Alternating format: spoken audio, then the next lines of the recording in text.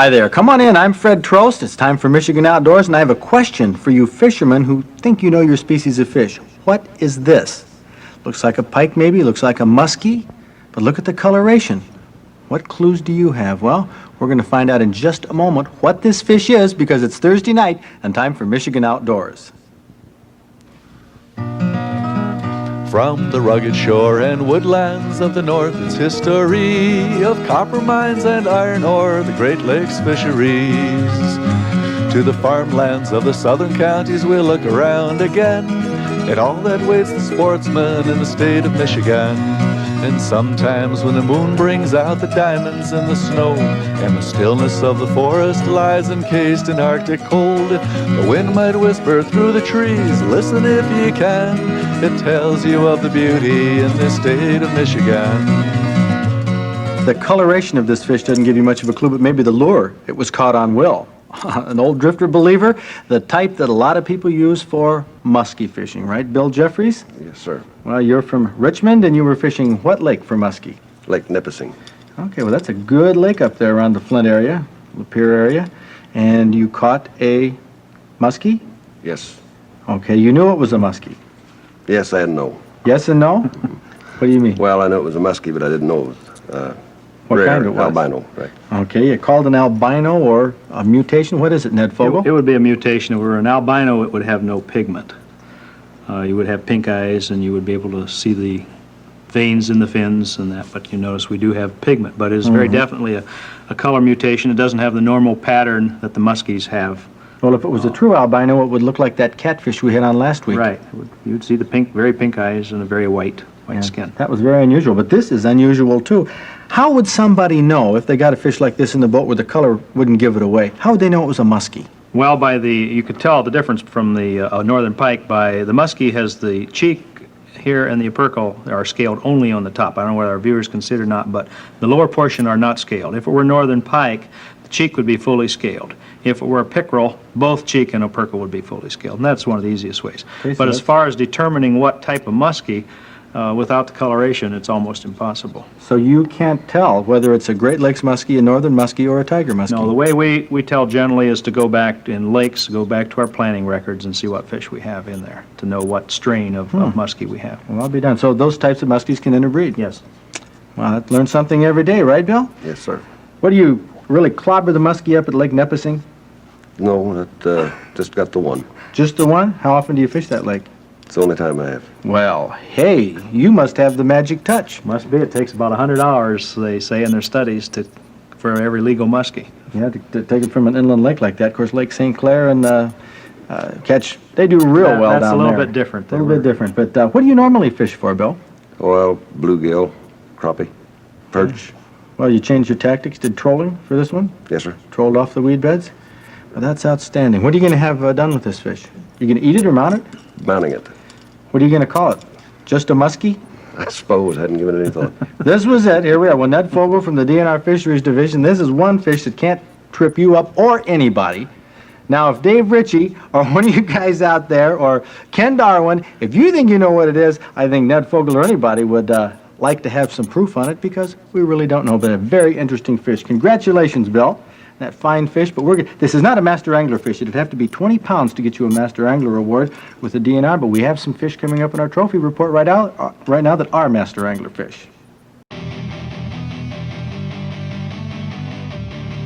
Here's a master angler crappie. Now, we have two types of crappie in Michigan, white and black, and you cannot tell them apart by a photo. The black tends to be speckled, which is why they're called specks in some localities, while the white tends to have bands on the sides, but not always. Counting the dorsal spines, those are the sharp ones on top, show 6 on a white crappie, but this one had the 7 or 8, which means Gus Noteboom from Gladwin caught a 2-pound, 4-ounce master angler sized black crappie on a nightcrawler up at Pratt Lake near his hometown, and he was feeding at noon. And here's a walleye. It's too big for a sauger or a perch, which are the same family and sometimes confused when they're smaller, but there's no confusion here on size alone. 11 pounds, 3 ounces, which hit a yellow chrome pencil plug in the St. Clair River. And what was Ray Johnsick doing at 3 a.m. on May 17th? He was catching this trophy walleye. What else? Recognize this fish? Well, we'll have to take a look at the forked tail. That's a good way to identify a lake trout. But sometimes splake, a cross between a brook and a lake trout, look just like a lake trout. Sometimes they look like a brook trout, and sometimes in between. The only real way to make sure that this is not a splake is to cut it open and count the pyloric ceca, little finger-like projections at the base of the stomach. Lakers have 95 or more, brookies have 65 or less, and splake have somewhere in between. Now, Stanley Jacob from Grand Rapids took this one on a Sutton spoon, 10 a.m. Labor Day weekend. And since it was caught off Frankfurt, the DNR feels it's probably a Laker.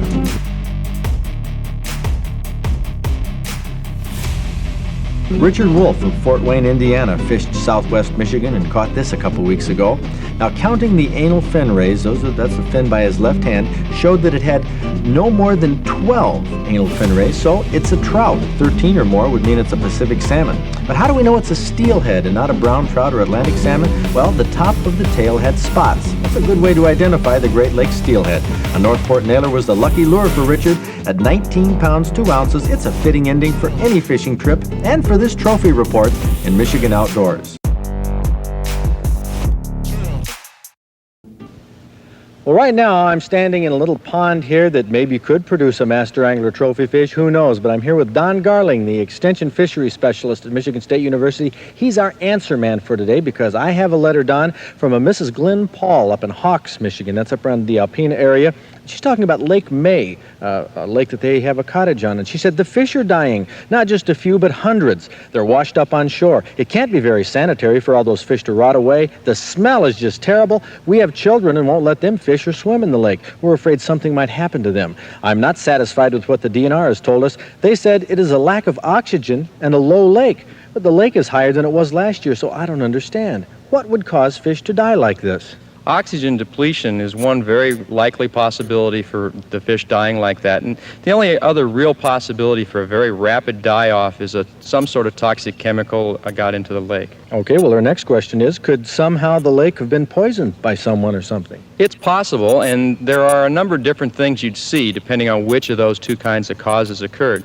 For instance, if it was a toxic chemical, you would expect to see the smallest fish die first because they're the most sensitive to toxic chemicals, and the larger fish would die later. If it were an oxygen depletion, it'd be just the other way around. The larger fish require more oxygen, so they die first, and the smaller fish will be able to survive longer because they can come close to the surface and gulp air right at the surface. Well, she's probably mostly concerned about sewage or contamination or some poison in the lake, and she wonders, is there any way to find out if the water is safe and the other fish are safe? Well, it is pretty difficult at this time to look into whether or not it's an oxygen depletion or a toxic chemical. Well, what would happen if it was toxic chemical? If it were a toxic chemical, you would expect almost all of the fish to be dead. There may be some really tolerant fish like bullhead or carp that could have survived. But if there are still game fish like bass or bluegills, or if the lake has trout in it, they would still be alive. If any of those are still alive, it shouldn't be a toxic chemical problem. So there would be nothing really to be concerned about if the other fish are still living at this point? It's a possibility that they're still having dissolved oxygen problems as well, and if they still continue to see fish die off, that may be what's happening. Okay, if it was dissolved oxygen problem, what would cause it? There are two different kinds of dissolved oxygen die-off problems. One occurs in the wintertime when the ice covers the water and then snow covers the ice so that the light penetration doesn't allow for oxygen production. Okay, but she said that these fish were found, in the spring. Could very well happen because what happens when they die off in the wintertime with the colder temperatures, they don't decompose. They just sink to the bottom, and then when the water warms in the springtime and it starts to mix and the ice is gone, they'll float to the surface, and then wind and wave action will bring them into the shore, and they'll see a lot of them at one time, even though they may have died over a long period of time during the winter.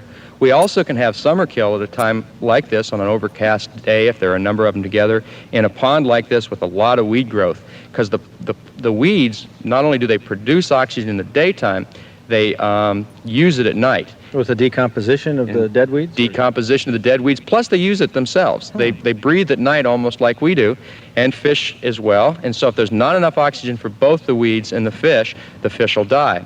What they have to do then is if they want to determine whether or not the dying that they might be seeing occurring now is caused by a dissolved oxygen problem, is to take an oxygen sample very early in the morning prior to dawn. So even when it's still dark, go out. Right, that's when it'll be the lowest because the plants will have been using the oxygen, the fish overnight, and nothing producing it other than maybe some wind action. Okay, then how do they take this sample? Well, one thing that they would have to try to do is find someone that would loan them the equipment and do the analysis for them, or have somebody do it for them. The persons that they might contact are someone like a sewage treatment plant operator that has to measure the DO in his outfall, or somebody involved with drinking water facilities. And they would loan a bottle that looks something like this, and they would have to take a sample, add a couple chemicals to it to fix the oxygen, and take it back for analysis. Well, show us how you take a sample here. What you do is you get oxygen and try to keep it as much just clear water as possible. And this would be done once again in the dark before the sun comes up. Pour it slowly into the bottle and allow, 2 to 3 times the volume of the water to flow through and over the bottle. Now, the real tricky part is next, after you've got the water in there, tilt it slightly and you take the stopper and place it in, squeeze it to the side, so that you don't get any extra air bubbles in there that could dissolve in the water and add oxygen to it. And if you test that from a very early morning sample, you might be able to tell if your lake has an oxygen problem. If there's very low oxygen levels, less than, say, 2 parts per million to 0, then you'd expect that was an oxygen die-off problem occurring in the summertime. Well, Don, that's about as complete answer to these questions. She asked, in conclusion, is the DNR right? It's very well possible that they are, and they could be. Okay, well, Don, here's the letter from Mrs. Paul. You can get in touch with her and get some more details on that and see if you can't solve her problem. Great time of year in Michigan outdoors, Ed. A lot of things to do. And, as I mentioned, something special with you this weekend. The International Wildlife Foundation Film Festival. It's the 3rd annual here at the Dearborn Hyatt Regency. I want to emphasize that the films you're going to see at this festival come from all over the world, the most spectacular wildlife films you will ever see, and some of them are not available in the United States, and we're showing them at the festival. There's a clip right now of a film I want to show you, Ed. It's an exciting wildlife segment. Marty Stouffer from California produced this and won a Tusker with it a couple years ago. It's called The Predators. Just watch a sample of the type of thing you'll see this weekend. In the wild, everybody picks on the deer mouse. From the 1,000-pound grizzly to the half-ounce shrew. But the mouse is not about to lie down and die. He has sharp teeth, and he uses them.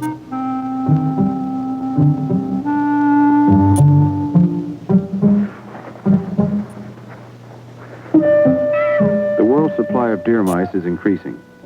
The secret of survival is a strong will to live and a phenomenal birth rate.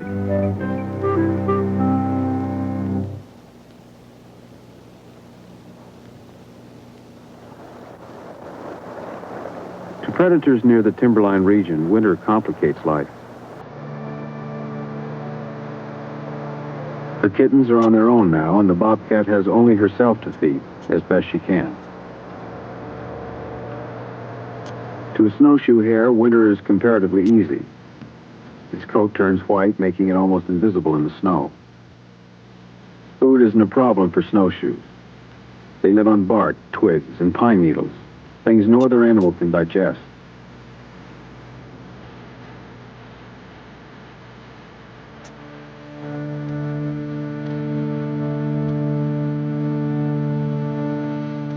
The hare detects a sound.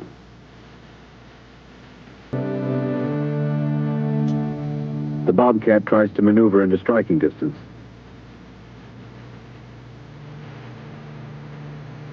The hare senses danger and cleans its big snowshoe feet, just in case. It can outrun almost anything in the deep snow.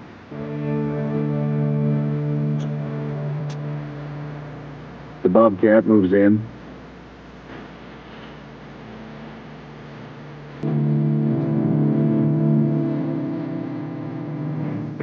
And the chase is on.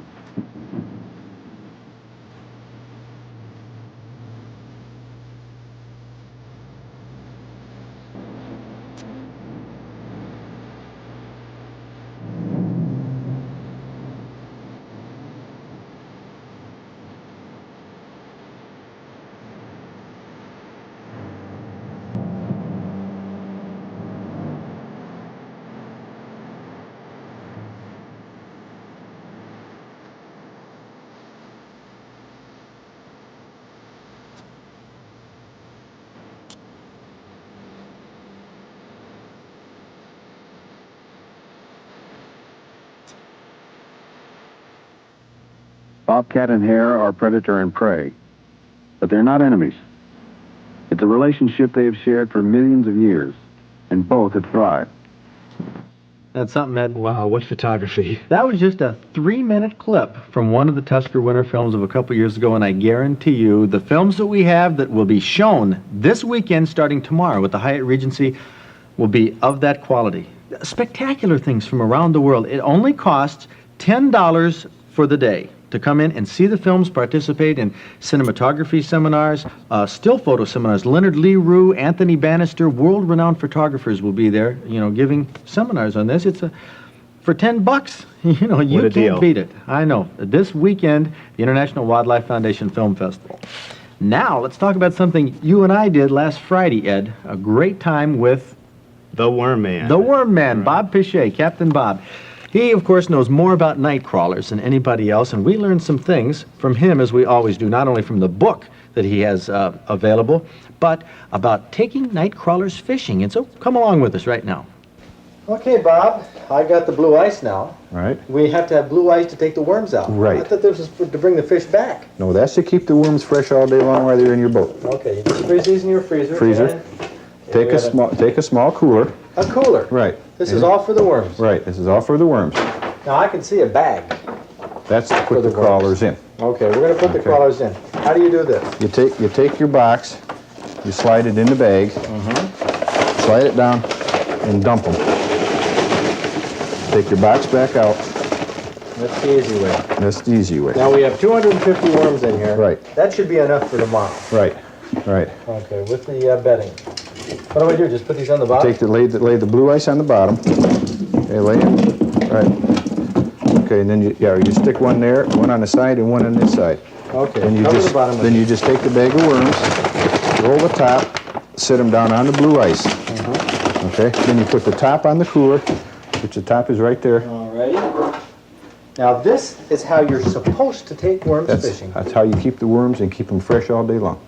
When you need a couple worms, you lift the top up, reach in the bag, reach down, get out a couple worms, go put them in your bucket, close the bag back up, put the top back on, and they stay cool all day long in there. What about those worms on the bottom? Aren't they going to freeze? No, they won't freeze. They'll move around in there and get away from it. The blue ice is not that cold that it's going to freeze anything. Huh.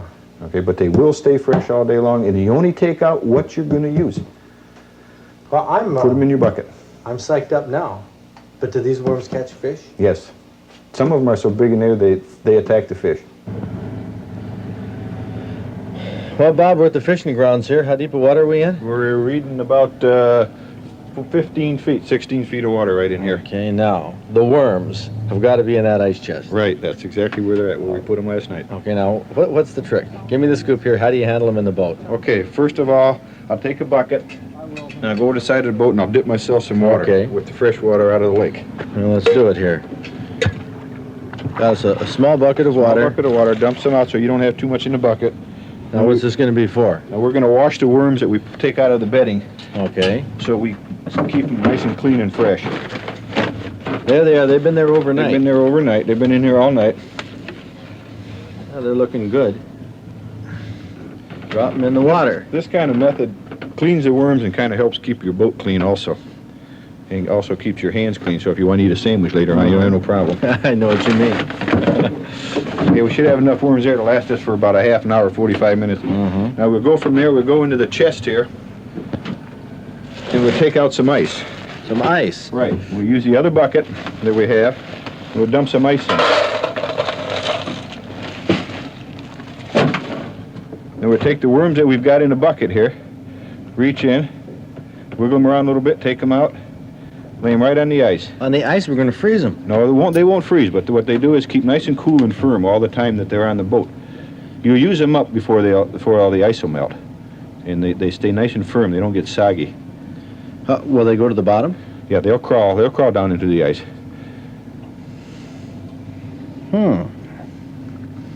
Okay, now we're ready. Well, why don't we just keep them in the dirt? In the back of the boat like everybody else does. Because the heat from the sun and the warm temperatures will kill them within an hour after they're back there. So you have to keep them cool, and the only way you can keep them cool is keep them on ice. If they're out of the cooler. Now we're ready to get the worms. They look like they're all nice fresh? and cool. They're right out of the cooler and sitting on the ice. We'll take the worm. We'll take and we'll hook the worm as close to the front of the worm as we possibly can. Oh, I've never seen it. And you take it and you hold the hook back so you will know where the second one goes. Bury him, and now see that crawler is laying perfectly straight on that hook. Oh, it sure is. Okay, there's no twist in it, no nothing. Okay, so when he runs through the water, this tail will just wave back here. Okay, That's the technique. that's the technique. Now, if you end up with a loop in here, then the worm will go round and round in a circle. Okay, so when he's laying in the water, he'll lay straight out. The worm lays straight out when he's on the hook. See how the worm will run straight? Now, if you have a big loop in that worm, he'll just do a somersault. Around and around he'll go. And they just don't attract the fish like they should. It looks like a tasty treat, huh? Tasty treat for a walleye, we hope, right in the near future. You can just sort of follow it around.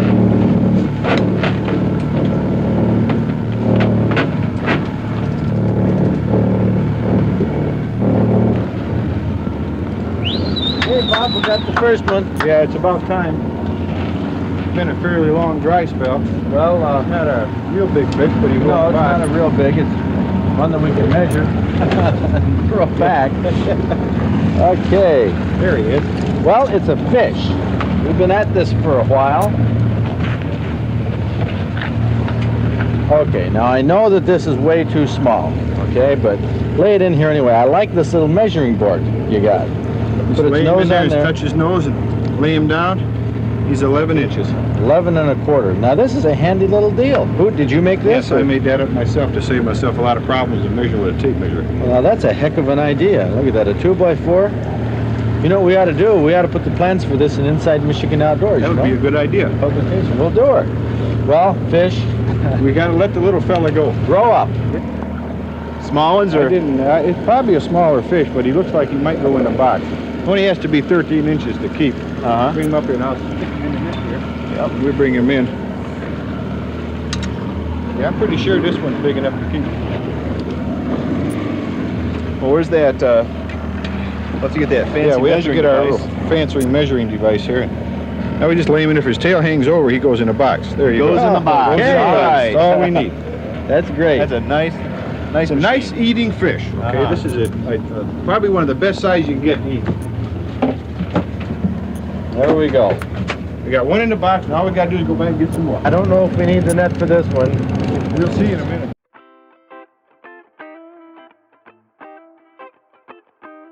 We certainly didn't need the net for this one, Ed. It was a perch. You know, this was a day on Lake St. Clair. We were fishing right at the mouth there of the Detroit River, Renaissance Center in full view. There were really hundreds of boats out there by midday on Friday. Of course, on a weekend, sometimes thousands, they tell me. We're going to be fishing more on Lake St. Clair this summer. It's exciting to me. A very productive lake, a lot of perch, a lot of walleye, muskie, bass. But on this particular day, nobody could figure out. It was so beautiful. Ed, we expected to really clean up the day before. Well, the old day before story. Well, we did. Over the radio, we heard reports of people pulling in 23 fish. Yeah, well, there's Don Oak. He and his buddy caught their limit of walleye. But we had to settle for quite a few perch. But you know, the thing was, I wasn't concerned about that. We had some good fishing, and we learned about worms. From the Worm Man. The worm man, Bob Piche, Captain Bob. It amazed me. You know, he had told us before when he was on the show about the details and things that he does on the boat to keep those worms alive. But putting them on ice, it does. It keeps them firm. Hooking them on a harness. I've not hooked them this way. I've never hooked them that close to the nose. No, and the way they go through the water, nice and straight. You'd think that the fish would come up from behind and grab the end of the worm and break it off. But the fish evidently come up and they hit at the spinner and engulf the whole worm. So we didn't have that problem. It isn't like they were nibbling off the hook. And this, I love that little invention. Right. A little fish cleaning, or not fish cleaning, fish measuring board. You put the nose up there, you can tell right away if it's legal size or not. We'll put those plans inside Michigan Outdoors. But all in all, it was a great day on Lake St. Clair. We're going to be back fishing with Captain Bob and Roy Aldous and some other people coming up this month on Michigan Outdoors. But that's how you do it. That's how you keep worms alive while you're fishing, and you can put the rest of them back in the cooler, take them home, and you'll be all set for another fishing trip in Michigan Outdoors. For information about worms, fishing, checking out your lake for dissolved oxygen or whatever, things you've seen on Michigan Outdoors is going to be in this publication that we'll send to anybody who writes us a letter, asks us any questions. It's called Inside Michigan Outdoors. We have in here information on our workshops, a small game workshop, deer hunters workshop. All of our recipes are in here. So if you write us any question about the show, we're going to answer you with a copy of Inside Michigan Outdoors, as well as a personalized letter, of course, if you ask us a personalized question. It looks like a good weekend coming up in Michigan Outdoors, so get out there and enjoy it.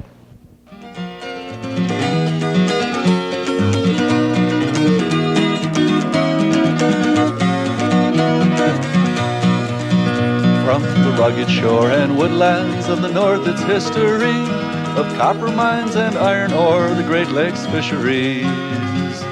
To the farmlands of the southern counties we'll look around again, and all that waits the sportsman in the state of Michigan. And sometimes when the moon brings out the diamonds in the snow, and the stillness of the forest lies encased in Arctic cold, the wind might whisper through the trees, listen if you can, it tells you of the beauty in this state of Michigan.